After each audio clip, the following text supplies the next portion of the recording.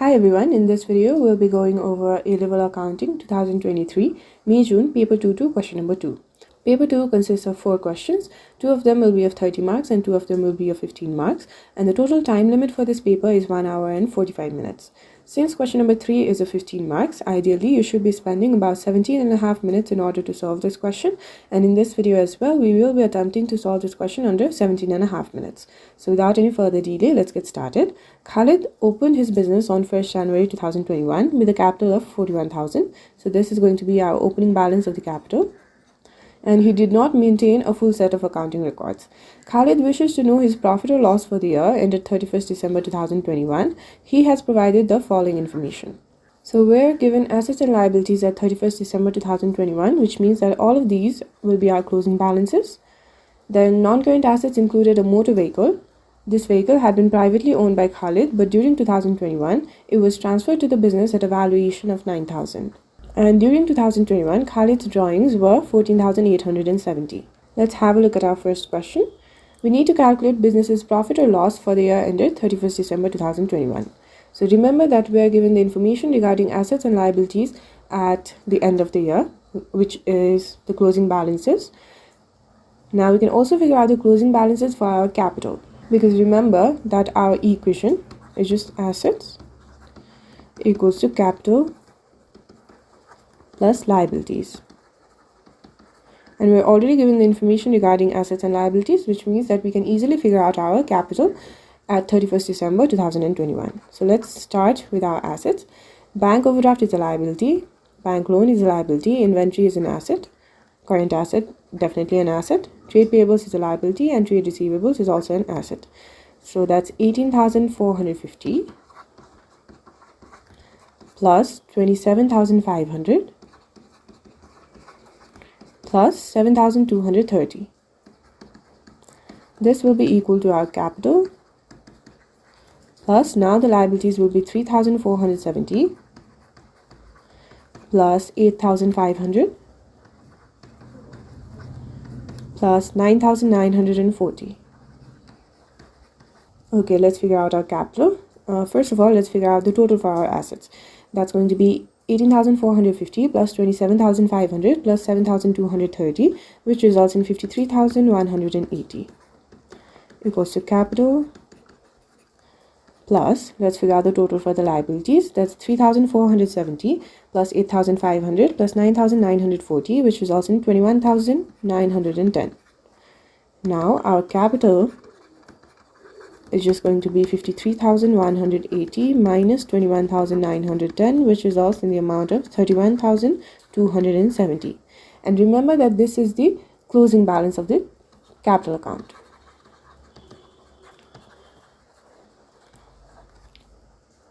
Now we also know that the closing balance of the capital account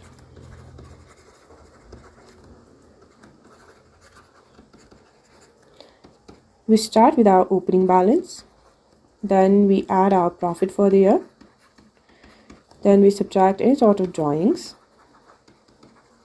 and then there can be additional capital as well.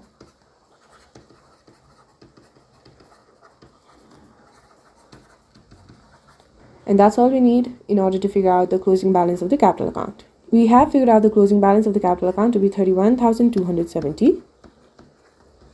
Now let's start with our opening balance. So Khalid actually opened his business on 1st January 2021, which means that this amount of 41,000 is going to act as our opening balance of the capital account. Let's write it down. So that will be 41,000.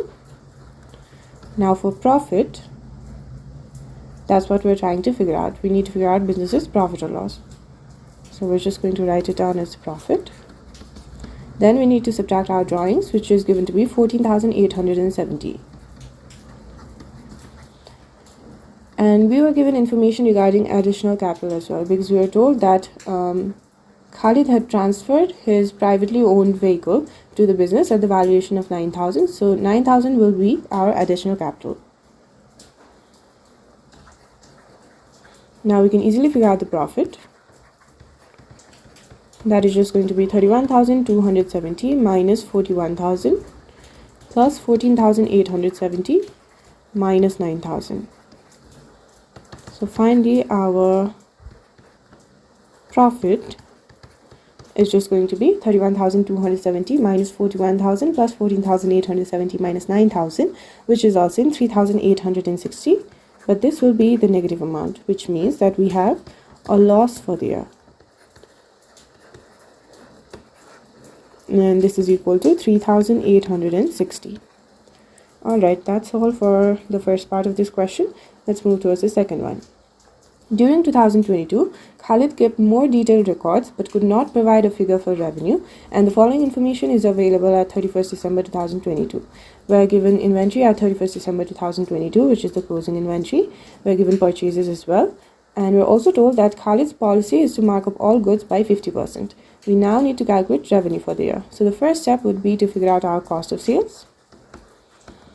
And the formula for cost of sales is just our opening inventory plus purchases minus closing inventory, because we're not given any sort of additional information regarding purchases, returns, or carriage inwards. Now let's have a look above for the opening inventory. That's 18,450. Now you might get confused because of the dates. Remember that we're trying to calculate revenue for the year ended 31st December 2022. So this will be our closing date, which means that the opening date is 1st January 2022 or 31st December 2021. And the inventory of 18,450 is at the date of 31st December 2021, not 2022. So this will act as our opening inventory. That will be 18,450. We are given the purchases of 148,300. And then we have the closing inventory of 16,250. This gives the total cost of sales to be 150,500. And we're told that the policy is to mark up all goods by 50%. So our revenue is just going to be cost of sales plus 50% of cost of sales, or the markup of cost of sales. In this case, the cost of sales is 150,500. plus 50%, which you can write down as 0.50 multiplied by 150,500. And this results in the total revenue for the year ended 31st December 2022 to have the value of 225,750. That's all for the second part. We can now move towards the third one. We need to state two advantages to a business of maintaining a full set of accounting records. So if we maintain a full set of accounting records, financial information will be more accurate. Financial information will be more accurate.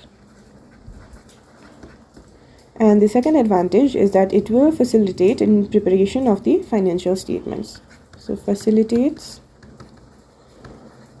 in the preparation of the financial statements.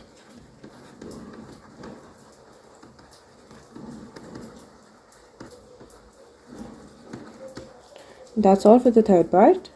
Now for the fourth one, we need to state two disadvantages to a business of maintaining a full set of accounting records. So the first one is that in order to maintain a full set of accounting records, the business might have to employ a bookkeeper, and there might be additional cost to that. So additional cost of employing a bookkeeper. And the second disadvantage can be an additional expenditure on any sort of accounting softwares. So additional expenditure on accounting softwares.